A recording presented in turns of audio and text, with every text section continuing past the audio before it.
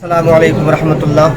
آج مدرسہ تعلیم الاسلام داخل کے بچے رائے گڑھ ایگرو پارک گئے تھے گھومنے کے لیے۔ الحمدللہ وہاں سے ٹائم بتا کر کے ہم لوگ جب واپسی جا رہے تھے تو کیا بولتے ہیں لاڈونی گاؤں میں عصر کی نماز کے لانا ہوا۔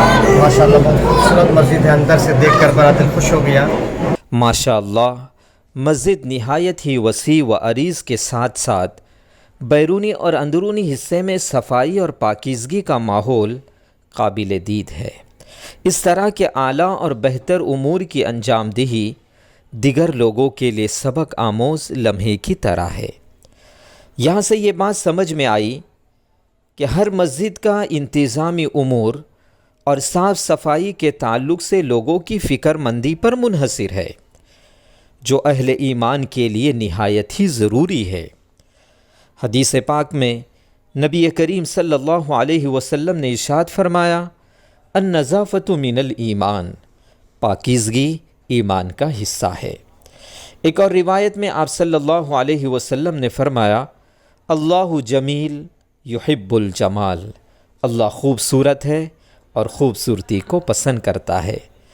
ان روایات سے بھی ہمیں یہ سبق ملتا ہے، دل کی پاکیزگی کے ساتھ ساتھ ظاہری پاکیزگی بھی بہت ضروری ہے، اور جو لوگ مسجدوں کی دیکھ ریکھ کرنے کو اپنی سعادت مندی سمجھتے ہیں ان کے لیے یہ جملہ منافع بخش ہے۔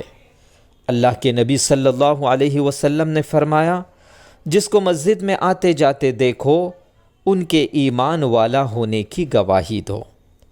ہمیں بھی چاہیے کہ اپنی مسجدوں کی صاف صفائی کا خاص خیال رکھے، اس سے ایمان میں تازگی اور اعمال میں اخلاص پیدا ہوتا ہے۔ اللہ پاک ہم سب کو مسجد سے محبت کی سعادت مندی نصیب کرے، آمین۔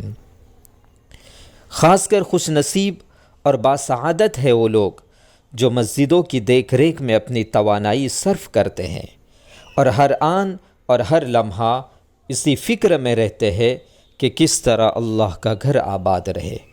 اللہ پاک ایسے تمام لوگوں کو دنیا اور آخرت میں سرخروئی نصیب کرے اور زندگی کے ہر مشکل مراحل میں کامیابی اور کامرانی سے ہمکنار کرے، آمین۔